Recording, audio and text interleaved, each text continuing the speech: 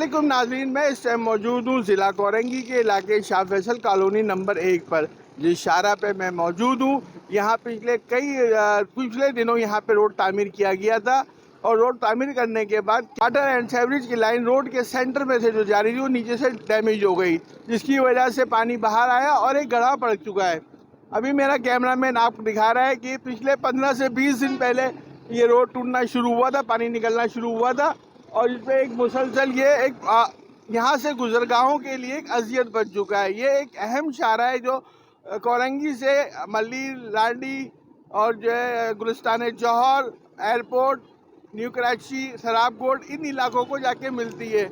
लाखों करोड़ों जो है ट्रैफिक यहाँ से गुजरती है और इसके साथ ही एक नाला जो कि बिल्कुल खुला हुआ नाला मेरा कैमरा में दिखा सकता है। इसके साथ ट्रैफिक जाम होने की वजह से लोग बिल्कुल नाले के साथ साथ गुजर रहे हैं, बच्चे भी यहाँ से गुजर रहे हैं। खुदा ना खास्ता कोई अगर अंदर गिर जाता है, बड़ा हादसा पेश आता है।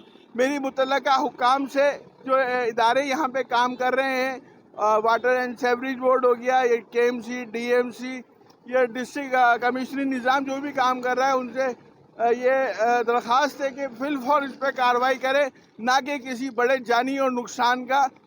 आप इंतज़ार करें कि जानी और माली नुकसान हो तो उसके बाद इसको तामीर किया जाए।